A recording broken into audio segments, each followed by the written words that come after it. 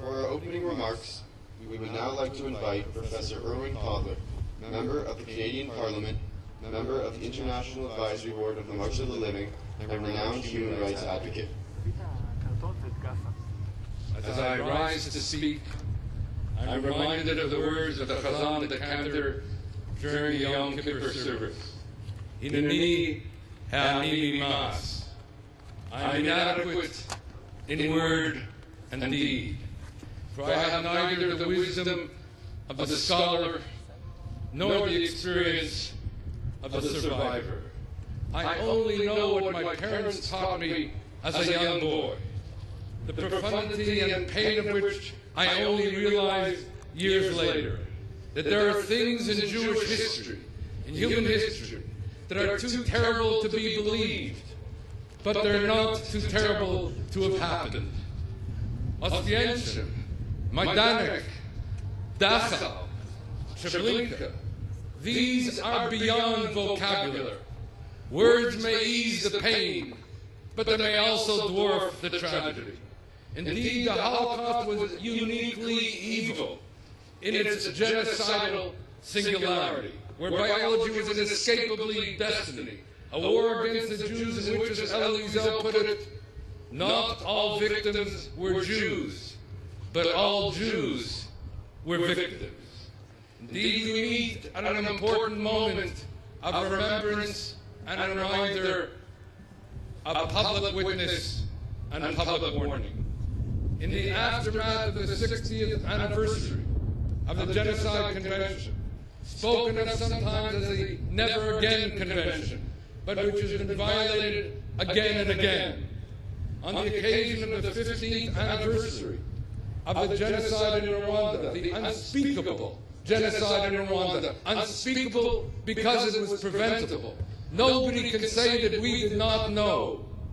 We knew, but we did not act. And so 1 million Rwandans, mostly ethnic Tutsis, were murdered in less than 100 days. And on the 6th anniversary of the genocide by attrition in Darfur, it is astonishing to appreciate that we have entered upon a genocide in the 21st century.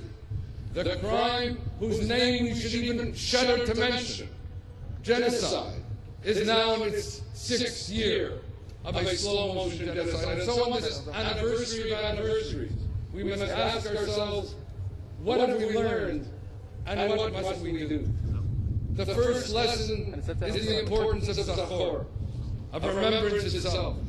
For if we remember the 6 million Jewish victims of the Shoah, defamed, demonized, and dehumanized as prologue and justification for their mass murder, we have to understand that the mass murder of 6 million Jews, of 1.5 million children amongst them, of millions of non-Jews, is not a matter of abstract statistics. For as we say on Yom HaShoah, everywhere around the world, unto each person there's a name. Each person is an identity. Each person is a universe. As our sages tell us, Hametzil Adam Achad, Ki'ilu Hitzil Olam Kulo. If you save a single life, it is as if you have saved an entire world. But if you kill a single person, it is as if you have killed an entire world. And so the abiding imperative, Kol Yisrael Arevim Zel Hazeh, that we are each, wherever we are, the guarantors of each other's destiny. The second enduring lesson of the Holocaust is that the genocide of European Jewry succeeded not simply because of the machinery of death, but because of the state-sanctioned incitement to genocide. It was this teaching of contempt, this demonizing of the other, this is where it all began. As the Supreme Court of Canada recently put it, the Holocaust did not begin in the gas chambers. It began with words, said the court. These are the catastrophic effects of racism. These, as the court put it, are the chilling facts of history. Tragically, we are witnessing today, yet again, a state-sanctioned incitement to genocide whose epicenter is Ahmadinejad's Iran.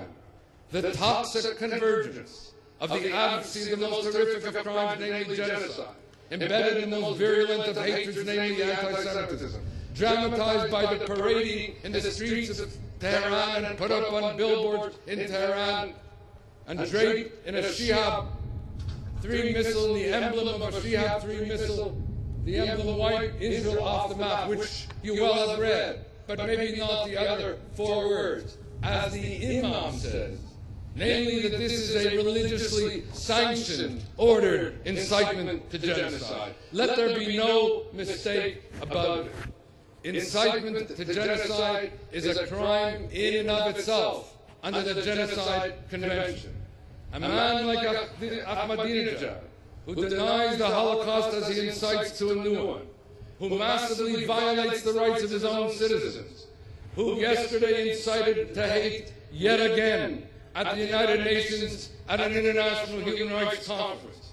For such a person to have addressed the United Nations conference on anti-racism, a United Nations conference on human rights on the eve of Yom HaShoah, shames the cause of human rights, assaults the very charter of the United Nations, and betrays the sanctity of remembrance which brings us here together today. Simply put, Ahmadinejad should not have been welcomed at the podium of the United Nations. He belongs in the docket of the accused.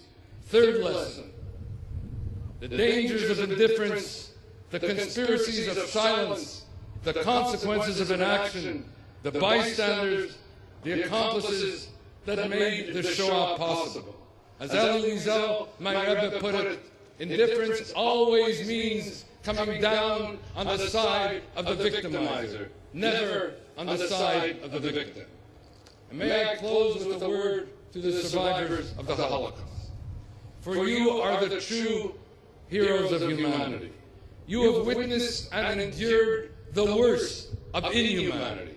But somehow you found in the depths of your own humanity the courage to go on, to rebuild your lives as you rebuilt the communities amongst which you live. And so together we remember and we pledge that never again will we be indifferent to incitement and hate, that never again will we be silent in the face of evil, that never again will we ignore the plight of the vulnerable, that never again will we be indifferent in the face of mass atrocity and impunity. And never again will we indulge racism and anti-Semitism. As Elie Wiesel said yesterday evening, Jews died in Auschwitz, but anti-Semitism did not die in Auschwitz. And Israel and Jews are still threatened by anti-Semitism. And so we must not only at this point remember, but act against racism, hate, anti-Semitism, mass atrocity, and injustice, against the crime of crimes whose name we should even shudder to mention, genocide, and always, always against indifference, against being bystanders to injustice. For in what we say, or more importantly in what we do, in our ma'asim tovim, in our good deeds, we make a statement about ourselves as a people. We make a statement about ourselves as people. For in our day, more than ever, qui s'excuse, s'accuse. Whoever remains indifferent indicts himself and herself. And so, may this Yom HaShoah, Day of Remembrance, be not only an act of remembrance, which it is, and which it must be, but may it be also a remembrance to act on behalf of the Jewish people for justice,